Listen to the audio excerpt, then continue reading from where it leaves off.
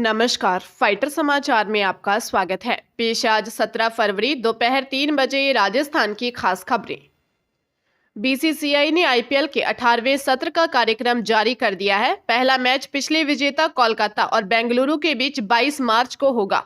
Final 25 मई को Eden gardens में होगा। 13 स्थानों पर 65 दिन में 74 मैच खेले जाएंगे। इसमें नॉकआउट राउंड भी शामिल है। वही जयपुर के एसएमएस स्टेडियम में 5 मैच खेले जाएंगे। पहला मैच 13 अप्रैल को होगा, जिसमें राजस्थान रॉयल्स और रॉयल चैलेंजर्स बेंगलुरु आमने सामने होंगे। दूसरा मुकाबला 19 अप्रैल को राजस्थान रॉयल्स और लखनऊ सुपर जायंट्स के बीच खेला जाएगा। तीसरा मैच 28 अप्रैल को राजस्थान रॉयल्स और गुजरात टाइटंस और चौथा मैच 1 मई को राजस्थान रॉयल्स और मुंबई इंडियंस के बीच खेला जाएगा। जयपुर में आखिरी मैच 16 मई को होगा, जिसमें राजस्थान रॉयल्स की टक्कर पंजाब किंग्स से होगी। सभी मुकाबले सवाई मानसिंह स्टेडियम में खेले जाएंगे। पाली में एक विदेशी महिला को गिरफ्तारी का डर दिखाकर डिजिटल अरेस्ट का मामला सामने आया है। ठगों ने महिला से 11,80,000 रुपए की ठगी की। हालांकि आरोपियों का फोन बंद आने पर महिला ने पुलिस थाने में फोन किया तो मामले का खुलासा हुआ। सीओ मनीष चौधरी ने बताया कि डबौरका मैरिन उर्फ मंगलपुरी हाल निवासी विश्व गुरु द्वीप आश्रम श्यामनगर जयपुर मूल निवासी कुरैशिया ने रिपोर्ट दी कि वह जयपुर आश्रम में थी। उसके मोबाइल पर एक कॉल आया जिसने कहा कि आपका मोबाइल नंबर आपराधिक गतिविधियों में शामिल है, इसलिए उसे 2 घंटे बाद बंद कर दिया जाएगा। इसे रोकना है तो अंधेरी ईस्ट महाराष्ट्र थाने में बात करनी होगी। इसके बाद आरोपियों ने मनी लॉन्ड्रिंग का बोलकर डराया और उसे डिजिटल अरेस्ट किया और कैमरे के सामने ही रखा। ठगों ने उससे 11,80,000 रुपए ठग लिए। राजस्थान में दिन रात के तापमान में उतार चढ़ाव शुरू हो गया। दिन भर मौसम साफ रहने के बाद बीकानेर, जयपुर, जोधपुर और भरतपुर संभाग के कई जिलों में आसमान में बादल छाए। इससे पहले टोंक, जयपुर, सीकर, कोटा, उदयपुर, बारां, श्रीगंगानगर, हनुमानगढ़ में दिन के तापमान में 1 से लेकर 3 डिग्री सेल्सियस तक की गिरावट भी दर्ज हुई थी। मौसम विभाग के मुताबिक राजस्थान में आज भी तापमान में इसी तरह का उतार चढ़ाव रहेगा। 18 से 20 फरवरी तक प्रदेश में बादल छाए रहने और बारिश की संभावना है। राज्य में दिन भर आसमान साफ रहने के बाद शाम से मौसम में बदलाव देखने को मिला। बीकानेर, जोधपुर, चूरू, नागौर, जयपुर, अलवर, भरतपुर, दौसा, धौलपुर, करौली, अजमेर के अलावा सीकर और झुंझुनू के कुछ एरिया में देर रात बादल छाए। मौसम विशेषज्ञों के मुताबिक पाकिस्तान की तरफ से आगे बढ़ रहे एक वेस्टर्न डिस्टर्बेंस के कारण मौसम में बदलाव देखने को मिला। जयपुर एसीबी ने आय से अधिक संपत्ति के मामले में पीडब्ल्यूडी जोधपुर के अधिशासी अभियंता दीपक कुमार मित्तल के 6 ठिकानों पर सर्च कार्रवाई की। एसीबी को मित्तल के ठिकानों पर आय से 203% संपत्ति ज्यादा मिली है।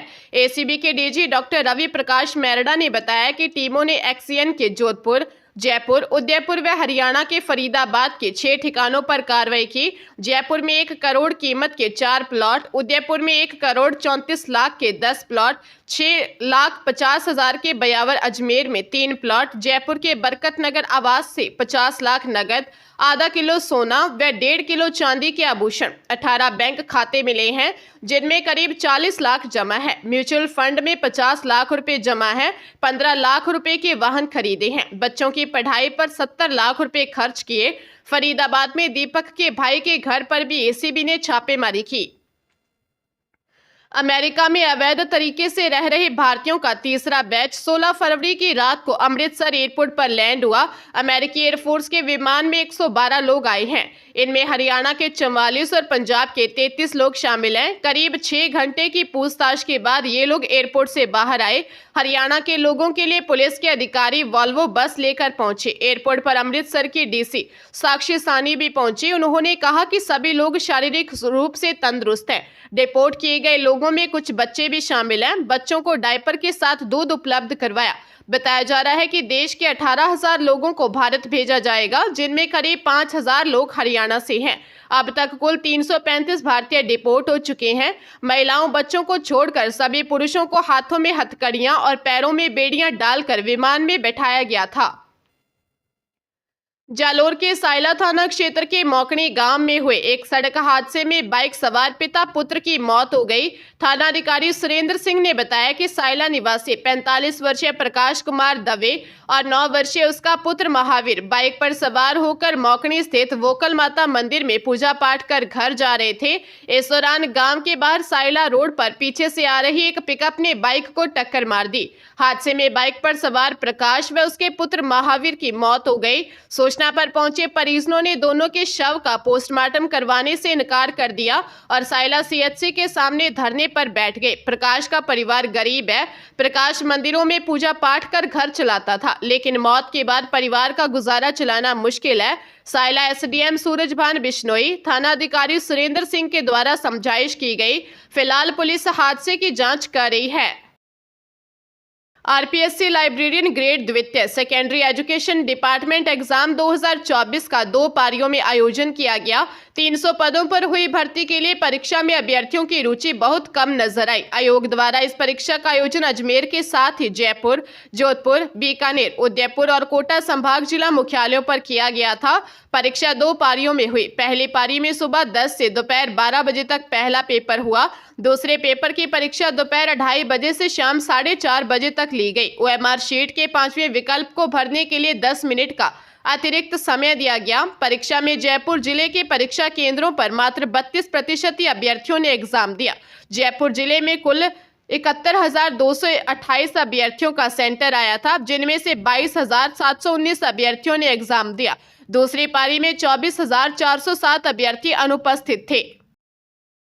हरियाणा के 5 जिलों में आज सुबह भूकंप आया। सोनीपत, रोहतक, गुरुग्राम, फरीदाबाद और झज्जर के बहादुरगढ़ में लोगों ने भूकंप के तेज झटके महसूस किए।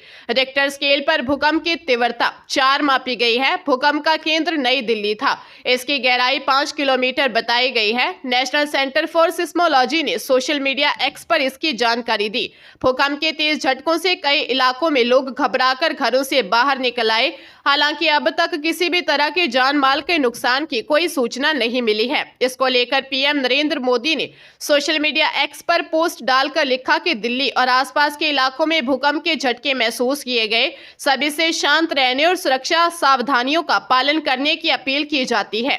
इसके साथ ही संभावित झटकों के प्रति भी सतर्क रहने की जरूरत है।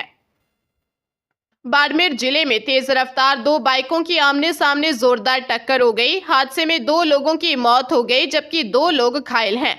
घटना गुड़ामलानी थाना इलाके में गुड़ामलानी धौरीमन्ना रोड पर निम्बड़ी फांटे के पास हुई।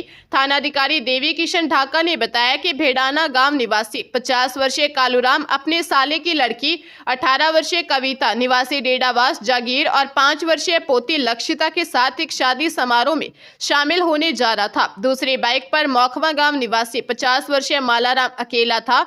वह बाजरा अनुसंधान केंद्र जा रहा था। निम्बड़ी फांटे के पास सर्किल पर दोनों बाइक्स की आमने सामने टक्कर हो गई। मालाराम और कालूराम ने मौके पर ही दम तोड़ दिया। कविता और लक्षिता घायल हैं। दोनों को जोधपुर रेफर किया गया है। पुलिस मामले की जांच कर रही है। देग जिले की पहाड़ी थाना पुलिस ने 5 साल से फरार चल रहे हत्या के 2 आरोपियों को गिरफ्तार किया है। आरोपियों ने अपने भाई की हत्या की थी। दोनों आरोपियों पर पुलिस ने 5-5 हजार का इनाम घोषित किया हुआ था। आरोपी अपनी बेटी के ससुराल उसे मिलने पहुंचे थे, जिसके बाद पुलिस ने वहां से दोनों आरोपियों को गिरफ्तार कर लिया। थानाधिकारी योगेंद्र सिंह ने बताया कि 4 नवंबर 2021 को सहरूना निवासी खेड़ली मन्ना तिलकपुरी ने रिपोर्ट दी कि घरेलू विवाद के चलते मेरे जेठ अब्दुल्ला, उसके बेटे साजिद और शोएब और देवर शाहरुख ने मेरे पति शरीफ के साथ मारपीट की थी, जिसके बाद जयपुर में इलाज के दौरान शरीफ की मौत हो गई। घटना के बाद से ही चारों आरोपी फरार थे। मुखबिर की मिली सूचना के बाद पुलिस ने अब्दुल्ला और शाहरुख को पाली गांव से गिरफ्तार कर लिया।